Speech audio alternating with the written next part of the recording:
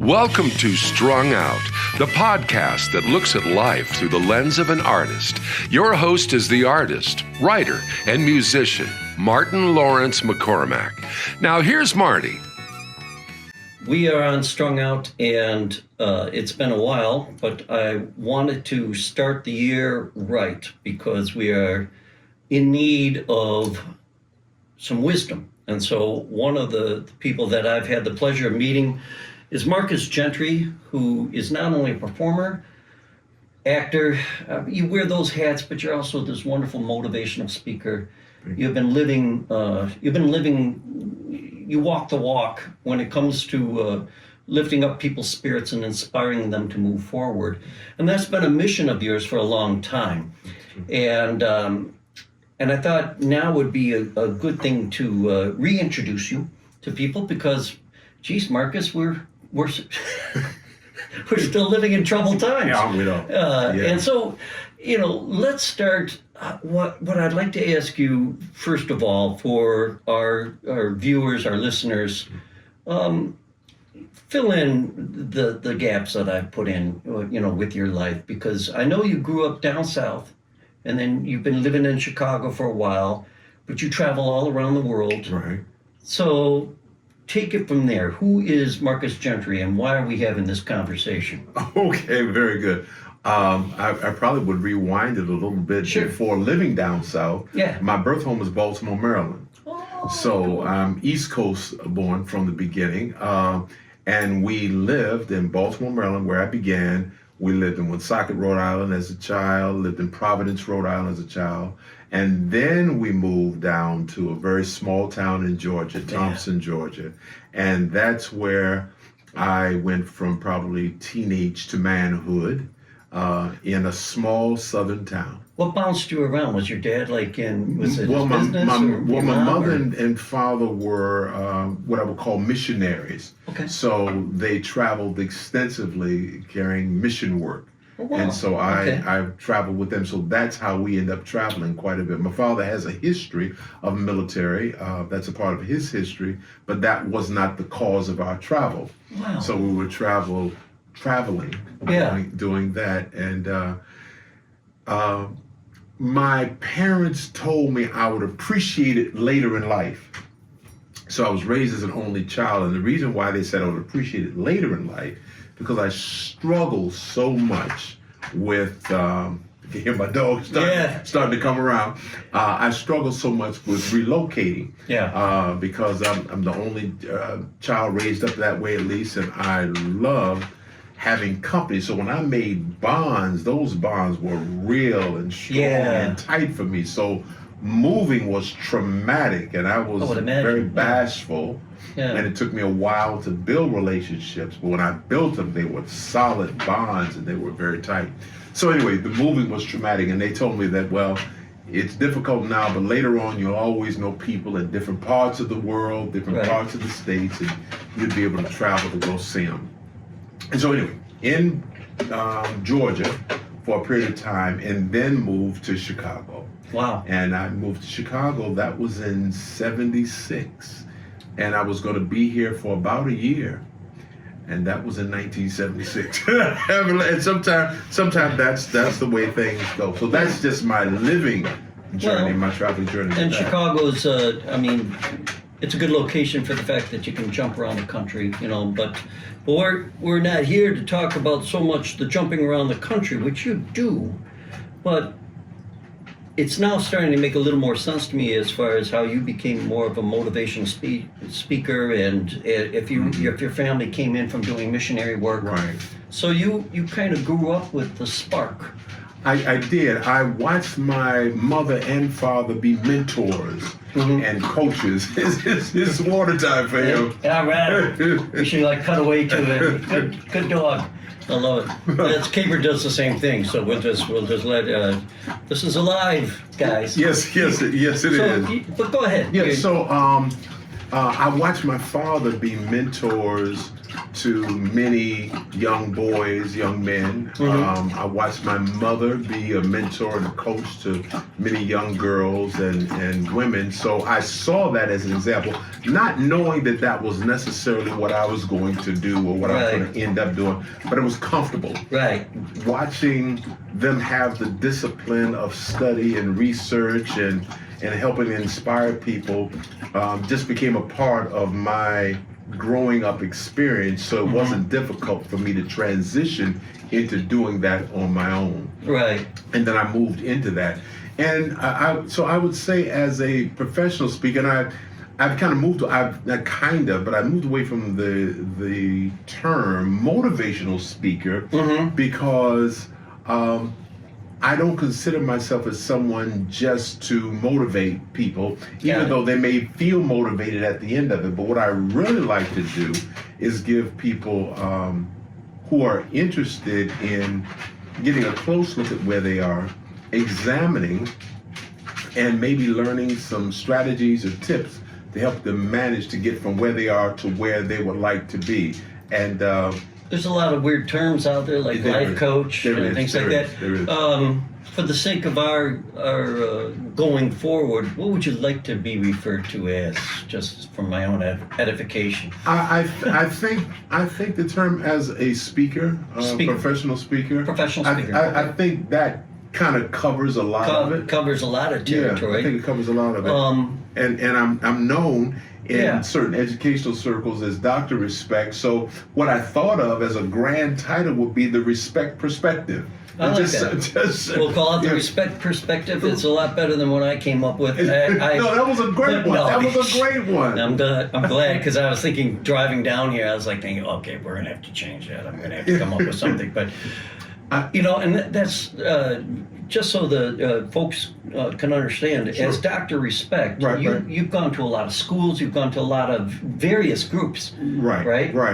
And so, and that, that's been something you've been doing now for how many years? Oh, man, 3-4 decades. I've been saying 3 decades for a long time. Wow. So it's probably about 4 decades. It's a long time that I have been doing what I do. And I embrace the concept of respect.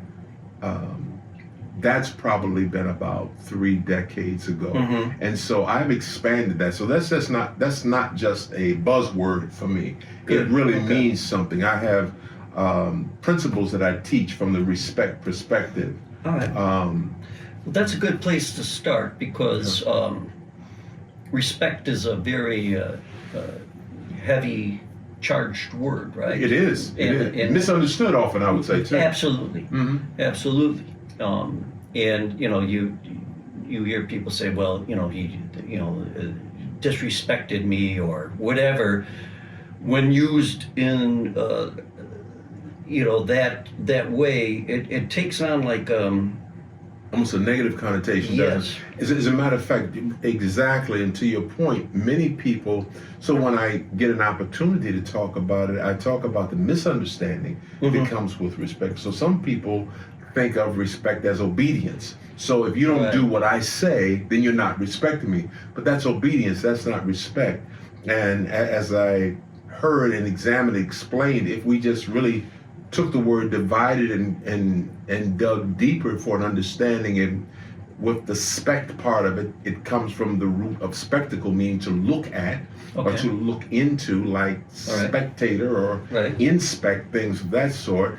And the means to do again. So if we look at it from that perspective, it means to re-look at something, and then it can also mean to hold in high value. So when I talk about the respect perspective, I mean re-looking at ourselves first from 4 different directions, re-looking at ourselves, respect, re-looking at others, respect for others, re-looking at the environment,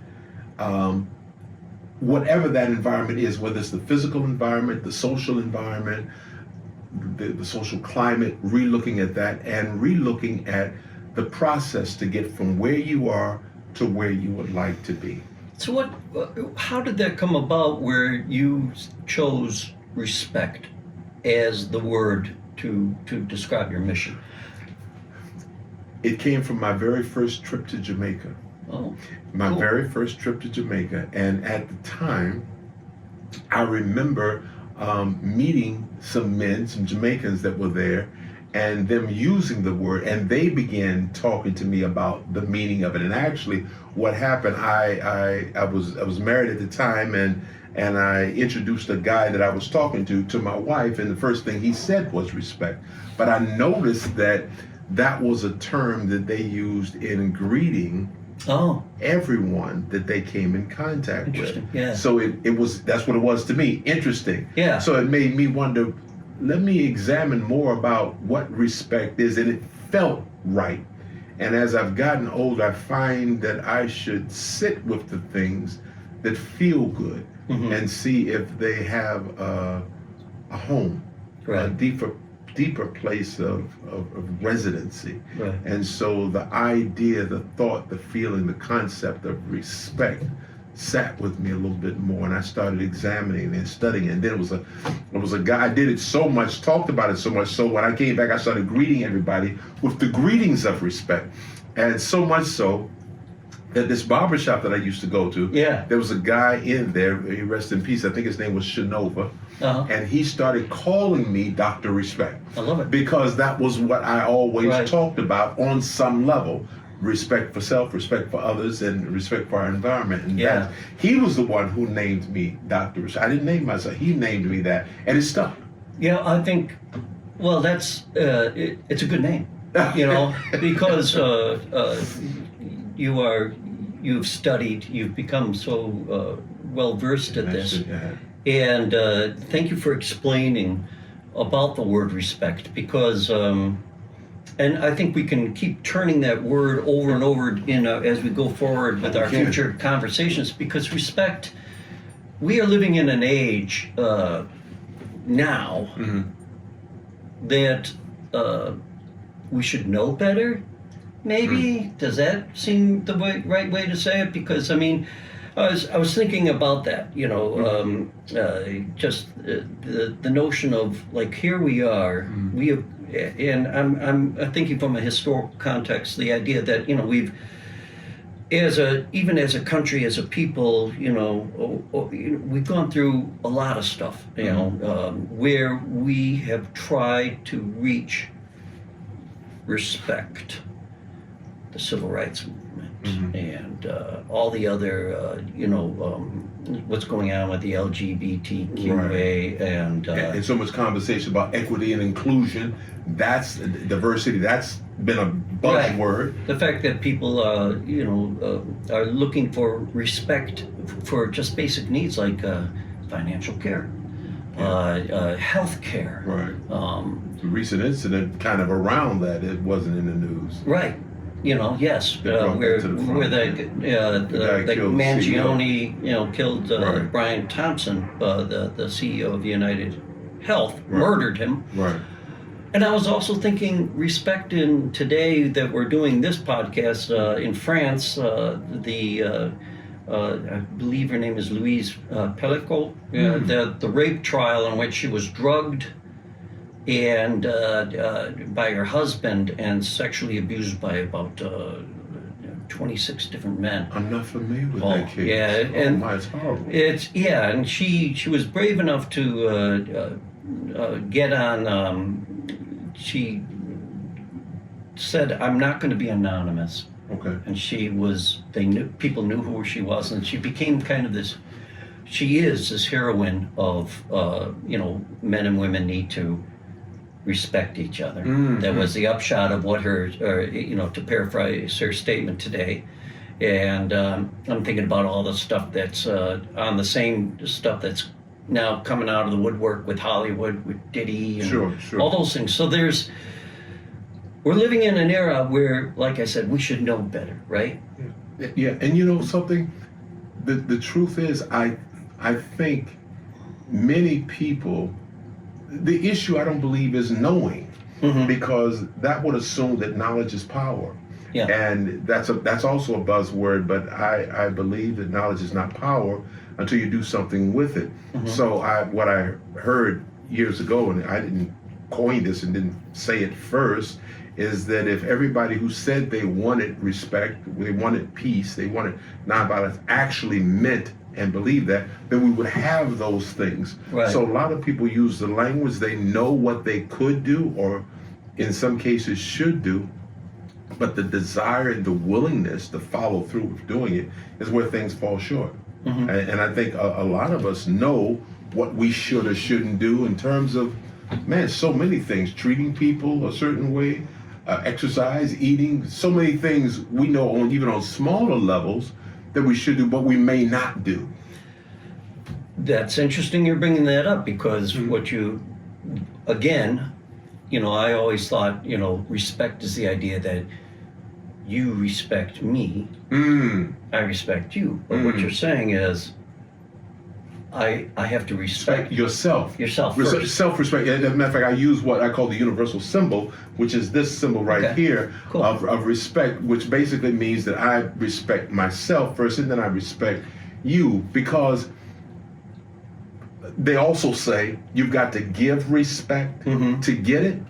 Not necessarily true, because there are some people who you will give respect to and they will still not honor, acknowledge, or even respect you because of who they are. So when we embody the spirit and the idea of respect ourselves, then respect is where we are when we show up, where we show up, regardless of what somebody else is doing or not doing. So I'm going to give you respect because of who I am. Right. And who I am says that I respect myself and I respect others. That's because of who I am, not because of something that you did or did not do. So it automatically by default comes to people if they are respect themselves. Well, you always hear the term, did you earn those people's respect? That's right. That's right. That's right. And in some ways, that's a real, that's a false flag. I mean, the idea is, it is, because if I don't like you, then there's nothing that you can do to earn my acknowledgement or my honor or respect of you as a human. If for some reason I've got some kind of unconscious bias or conscious bias or just some form of dislike because of misunderstanding or lack of desire to understand. So no matter what you do, you will never be able to do enough with some people. That's why it has to begin in the mirror. As I say, look in the mirror before you look through the glass. Are you showing up a certain way?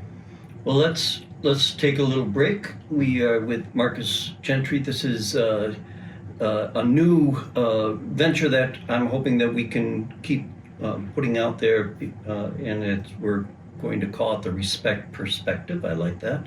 Looking at respect, something that's in big need these days. Absolutely. So we'll be back after just a short break. You're on Strung Out. You and I look in your eyes. Let's work together and find a way to get over our fear and through its lies, and finally make our fear obey. Fear is a friend and a foe. Fear is with me wherever I go. We know fear, a foe but a friend, and it's gonna be with me.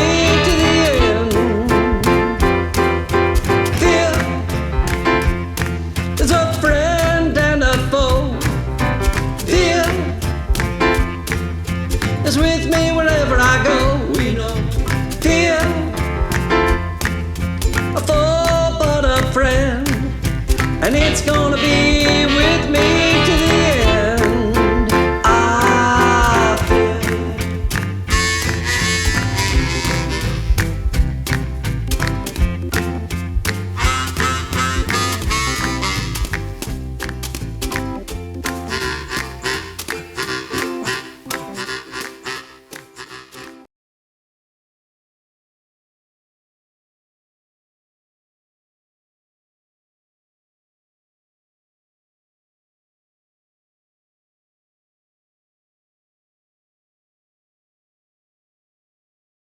We are with Kenny, Dark Poet Lappins, and we are on Strung Out. Hello, this is Polly Chase, presenting artwork by Martin McCormick. This painting, titled Dude, features a mountain range that holds a special place in Marty's heart. On the canvas, which measures 20 by 24, we see the Tetons rising in the hazy distance of a view from an abandoned dude ranch just outside Jackson Hole, Wyoming, near Marty's parents' old place. The cool blues and violets of the background complement the buttery yellow foreground. These colors pass the viewer's attention back and forth along the horizontal plane, while the decaying Model T sinks into that scrubby landscape from which the majestic peaks punch upward along the vertical plane. It's a quiet yet very moving scene, both artistically and emotionally. It pulls the imagination into a human story waiting to be told, one witnessed by rock that is millions of years old. To explore this painting and more of Marty's artwork, go to martinmccormick.com. And we're back and for our second section here, and what I want to bring up to Mark is ask a question, and that is that we went through the definition of respect in the last bit, but is it safe to say that we are living in a world where people don't have a good idea of what respect is, or for example, there's a lot of distractions out there. Let me just start you there about distractions like social media and things like that. Can you expound a little bit on that? Because I think that's something we need to be aware of. Right. There are distractions, and there are many of the distractions have been glorified to become models for people to follow. So when we talk about people not having respect, I think I mentioned to you before, we're talking about Peter Block, who says that we have to be able to know what we can say yes to before we can start talking about how to do certain things. So first thing he says, do you say yes that I have a desire to want to see myself differently? I want to see the world. And so you've got distractions that have projected images. You mentioned us having a person who was recognized on reality television. Right. It was now the president of the United States. And I was saying, so what message does that deliver? And there are people who follow that. There are people who we see on television getting awards and rewards who we would say, maybe that's not the way you should live or carry yourself, but they're getting rewarded and getting awards for that sort of thing. So you have professional people pretending to be fake people and creating movies, doing things that have been scripted by the movie theaters and or the writers and directors to portray a whole image of something, and there are people who are living their life according to those images that they see. And then they get rewards and awards for that, and we talk about, well, let's have a real look at yourself. Well, you ask the question, do I have a desire to do that? Why? What's my incentive? What's my purpose for wanting to do that deep dive that you're talking about? Well, so we have the society in which the idea of respect has been replaced by something then. It has. And so respect has been replaced by what? Can you put a word on it, do you think? Or is it? I think it has been misclassified. Okay. So I think people use that language to fit. There's a popular clip that says, put some respect on my name, from this one particular artist who was saying this to a talk show, a person who runs a talk show. So how have they defined the word respect as to what that actually means? And it's usually not to re-look at with honor.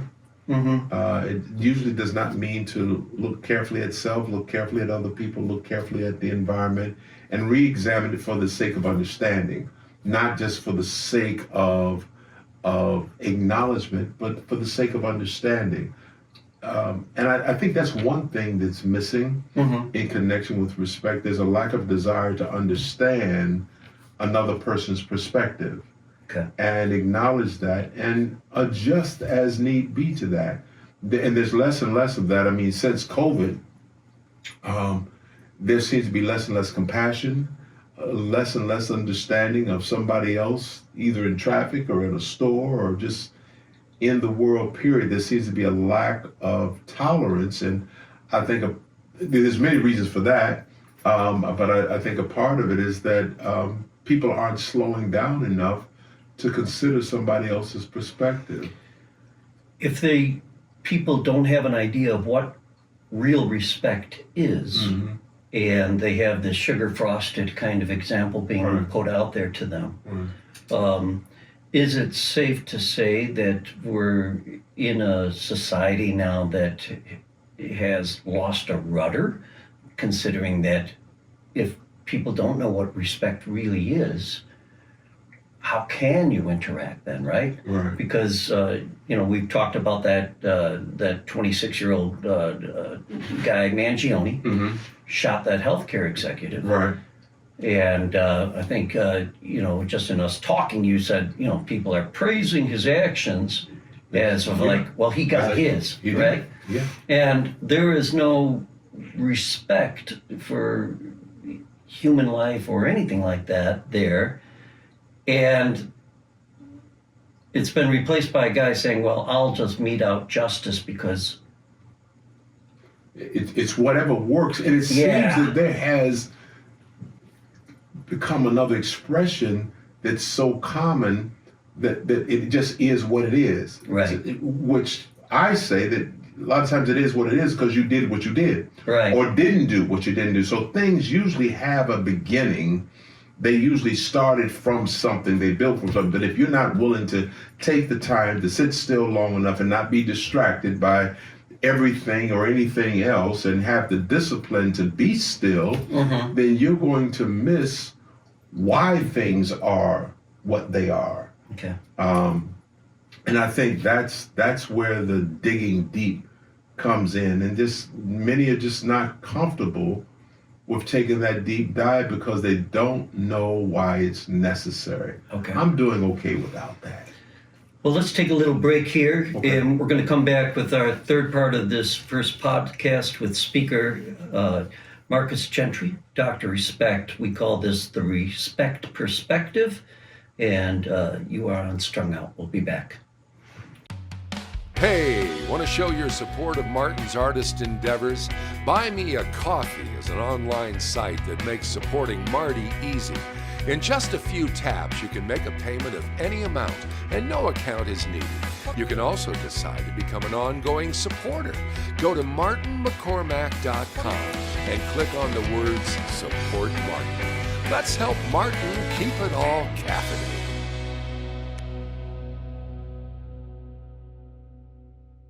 And this is our first podcast in which we are going to spend time really building on the word respect. And so I don't want to push things too far ahead, but we're giving everybody kind of an overview as far as respect, and that we're in a world that up to this point, I would say respect was understood, maybe not practiced, but understood.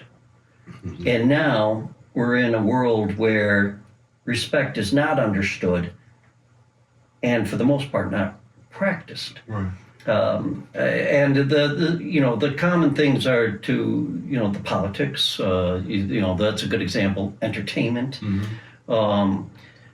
And maybe that's one of the things is that entertainment has taken on such a more pronounced role. It has.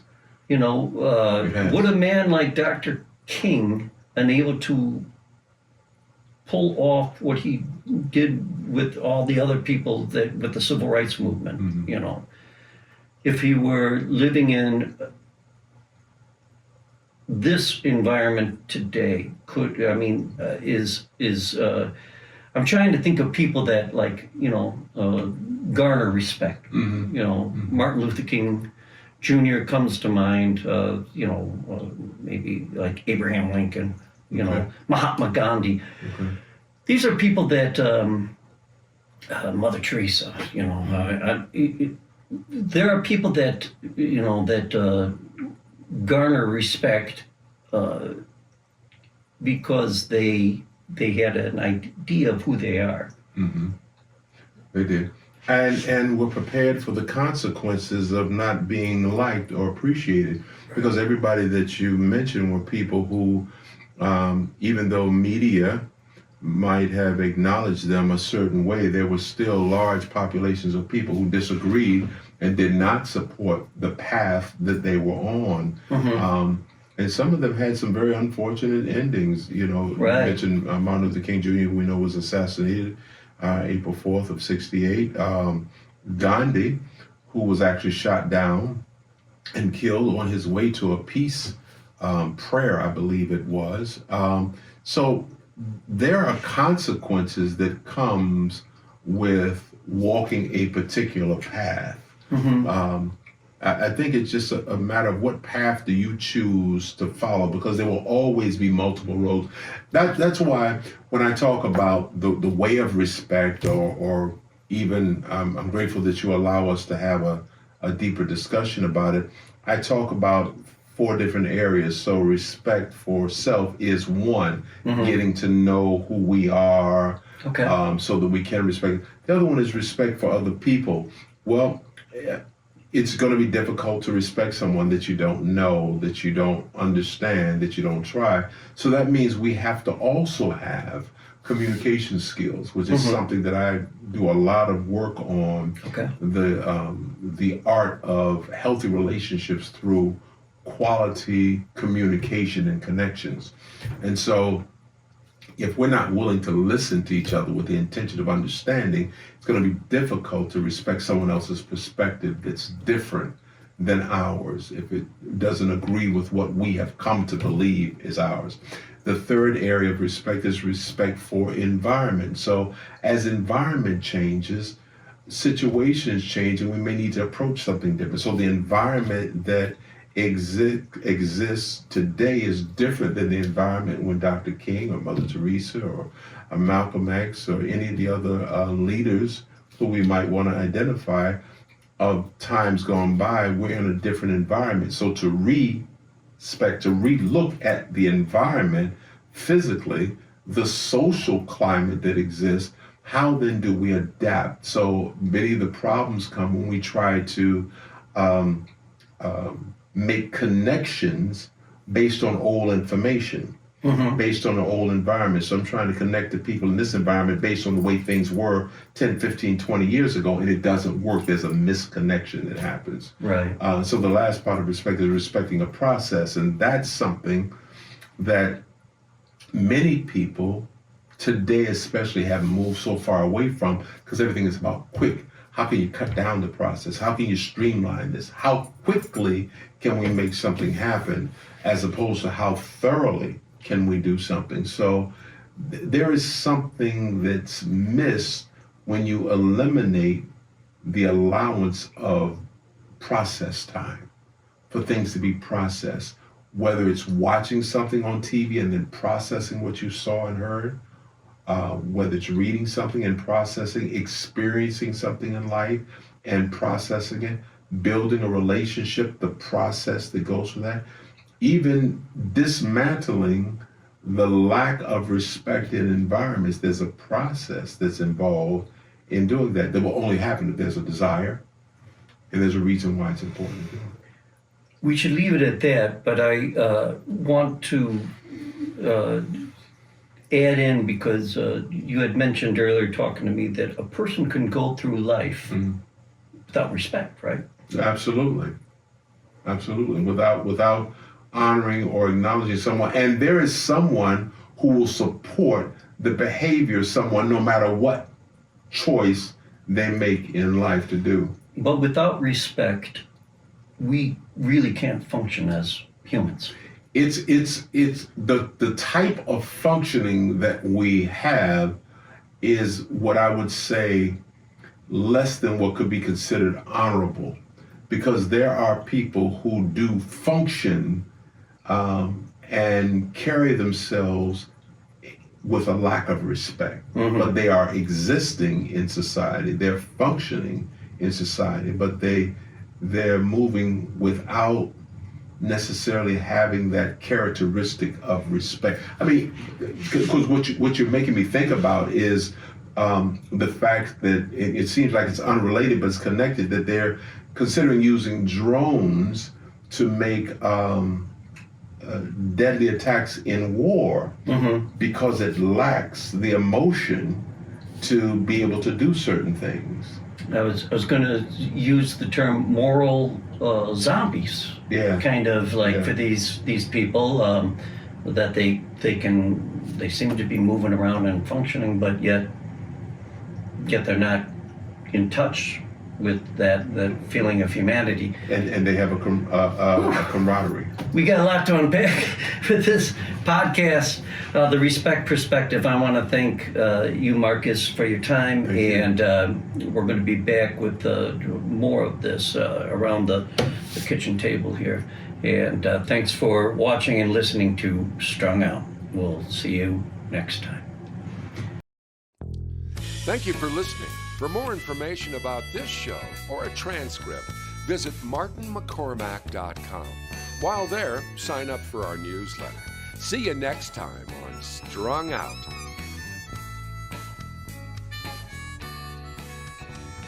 It's all so wrong, this pain we feel makes no sense at all. A swan song wasn't part of the deal, was no curtain call.